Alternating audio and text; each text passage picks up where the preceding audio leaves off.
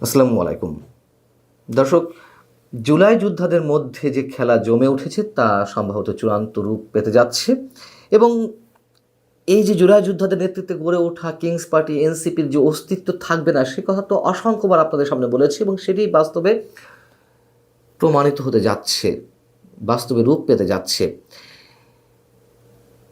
জুলাই যোদ্ধাদের তাত্ত্বিক গুরু হিসেবে আমরা যাকে চিনি বা জানি, উপদেষ্টা পরিষদের সাবেক সদস্য মাহফুজ আলম এবার মুখ খুলেছেন।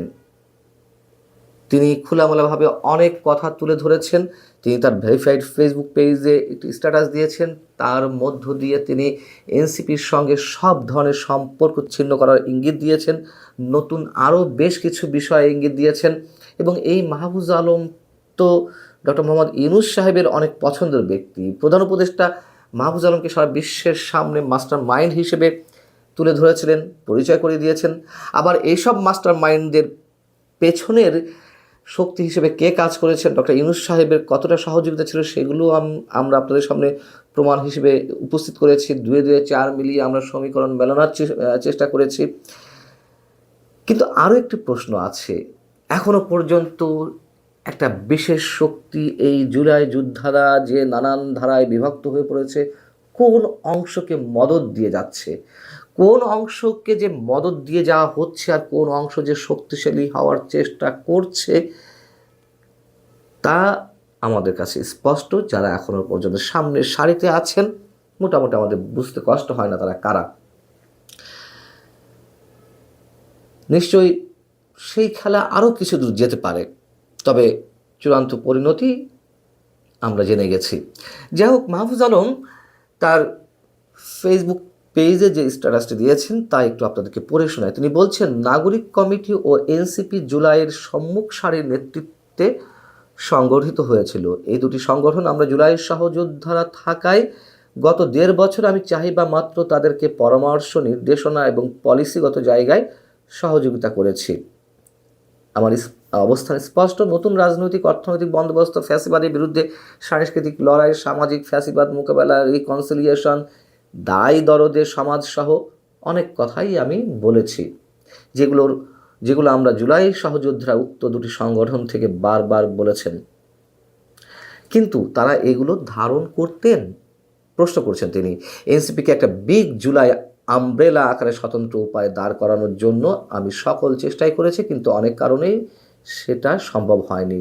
মাহফুজ আলম যেভাবেই বলুন না কেন, যে পরামর্শ দেন না কেন, এনসিপি যে জুলাইয়ের যে স্পিরিট ছিল, সাধারণ মানুষের সামনে 5 আগস্টের আগে তারা যেই কথাবার্তাগুলো আমাদের সামনে বলেছিল, 71কে ধারণ করে, মুক্তিযুদ্ধকে ধারণ করে একটা বৈষম্যহীন সমাজ প্রতিষ্ঠার জন্য তারা যুদ্ধ করছে, রক্ত দিচ্ছে, এই সব দিয়ে তো মানুষকে হিপনোটাইজ করা হয়েছিল। সে কথাও তো অসংখ্যবার বলেছি।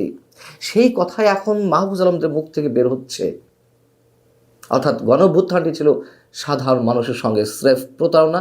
এ কথা আমি অসংখ্যবার বলেছি। এখন আমরা বললে তো শত্রু হয়ে যায়, আমরা বললে ফ্যাসিবাদের দোসর হয়ে যায়। এখন তো মাহফুজ আলমরাই সেই কথা তুলে ধরছেন। মাহফুজ আলম বলছেন, বিদ্যমান বাস্তবতায় আমরা জুলাই সহযোদ্ধাদের প্রতি সম্মান, স্নেহ এবং বন্ধুত্ব মুছে যাবে না, মানে তার যে সম্মান স্নেহ রয়েছে, কিন্তু আমি এই এনসিপির অংশ হচ্ছি না। আমাকে জামাত এনসিপি জোট থেকে প্রস্তাব দেওয়া হয়নি, এটি সত্য নয়, কিন্তু ঢাকার কোনো একটা আসনে জামাত এনসিপি জোটের প্রার্থী হওয়ার চেয়ে আমার লং স্ট্যান্ডিং পজিশন ধরে রাখা অধিক গুরুত্বপূর্ণ।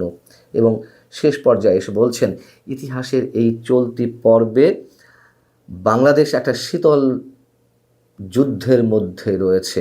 এই পর্বে কোনো পক্ষ না নিয়ে নিজেদের বক্তব্য নীতিতে অটল থাকাই শ্রেয়।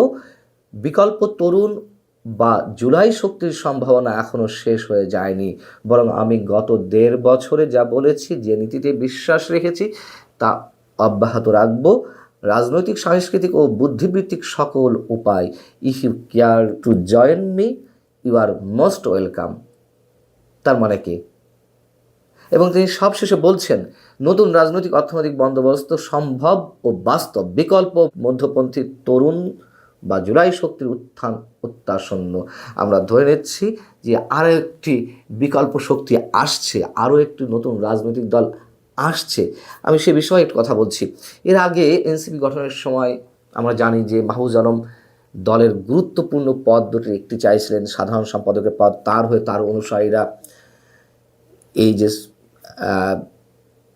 সোকল্ড বিপ্লবীরা রয়েছেন, এখন যারা নেতৃত্বে রয়েছেন, তাদের সাথে দেন দরবার করেছিল, লবিং গ্রুপিং করেছিল, কিন্তু তিনি পাননি। আবার এনসিপির নেতারা যে আকণ্ঠ দুর্নীতিতে নিমজ্জিত হয়ে পড়েছে, ভুল পথে অগ্রসর হচ্ছে, মাহফুজ আলম সেগুলো অকপটে তুলে ধরেছিলেন। কখনো কখনো হয়তো তাকে ফেসবুক স্ট্যাটাস তুলেও নিতে হয়েছে হুমকি মুখে বা যে কোনো আপত্তির মুখে। এবং একথাও সত্য, মাহফুজ আলম কখনো জামাতের নীতিতে বিশ্বাসী হননি। তিনি আকারে ইঙ্গিতে জামাতের যে আদর্শ সেইগুলোকে ডিনাই করেছেন এবং মানুষের সামনে মোটামুটি পরোক্ষভাবে তুলে ধরার চেষ্টা করেছেন যে কারা বাংলাদেশকে নিয়ে খেলতে চাইছে। যদিও মাহফুজ আলমের যে রাজনৈতিক আদর্শ সেটিও বিতর্কের ঊর্ধ্বে নয় নিশ্চয়ই, এবং তাকে নিয়েও তো অনেক ধরনের বিতর্ক রয়েছে। যে বিষয়ে বলছিলাম যে রাজনৈতিক দল বিষয়ে যে ইঙ্গিত তিনি দিচ্ছেন, তাহলে কি আমরা ধরে নেব যে আরও একটা নতুন রাজনৈতিক দল আসছে জুলাই যোদ্ধাদের নেতৃত্বে? এবং নির্বাচনকে সামনে রেখেই তো বনিবনা হয়নি বা নানান ধরনের মতবিরোধ গড়ে উঠেছে এনসিপির মধ্যে, এবং নানান ধরনের ব্যক্তি পর্যায়ে মানে নেতৃত্ব পর্যায়ের ব্যক্তিরা তারা দল ত্যাগ করছেন, পদত্যাগ করছেন। সেই জায়গা থেকে জুলাই স্পিরিটকে ধারণ করার জন্য নতুন একটা রাজনৈতিক দলের আত্মপ্রকাশের ইঙ্গিত দিয়েছেন। কিন্তু প্রশ্ন হচ্ছে যে নির্বাচন যদি সত্যি সত্যি হয় 12ই ফেব্রুয়ারি, এখন নতুন করে এই রাজনৈতিক দল আসলে কি তিনি নিয়ে আসবেন? নিয়ে এসে লাভ কি? এখন তার নিবন্ধন পাওয়া যাবে না, সেই সময়ও নেই, সেই পরিবেশও নেই যদি 12ই ফেব্রুয়ারি নির্বাচন অনুষ্ঠিত হয়। নাকি মাহফুজ আলম বিশেষ কোনো ইঙ্গিত পেয়েছেন যে নির্বাচন আসলে 12ই ফেব্রুয়ারি তো হচ্ছে না, নির্বাচন পিছিয়ে যাচ্ছে, তার জন্য তিনি নিজেকে গোছানোর যতটুকু গুছিয়ে নিতে পারেন এবং রাজনৈতিক দলে আত্মপ্রকাশ ঘটাতে পারেন, নিবন্ধন নিতে পারেন, এবং নির্বাচন পেছালে সেই নির্বাচনে তার নতুন রাজনৈতিক দলটি যদি গঠিত হয় তাহলে অংশ নিতে পারবে। দেখুন, আমার ক্ষুদ্র অভিজ্ঞতায় বা ক্ষুদ্র জ্ঞানে আমি এখন এটুকু বলতে পারি, এই নির্বাচন নিয়ে এখন অনেক ধরনের সংশয় রয়েছে। মাহফুজ আলমরা ভেতর থেকে হয়তো অনেক কিছু জানতে পারছেন। সেই জায়গা থেকে তার এই উদ্যোগ যদি হয়ে থাকে, হয়তোবা তাদের জন্য ভুল কিছু নয়, তবে এনসিপি শেষ, এটি স্পষ্ট করে উচ্চারণ আমরা করতেই পারি। ভালো থাকুন সবাই, আল্লাহ হাফেজ।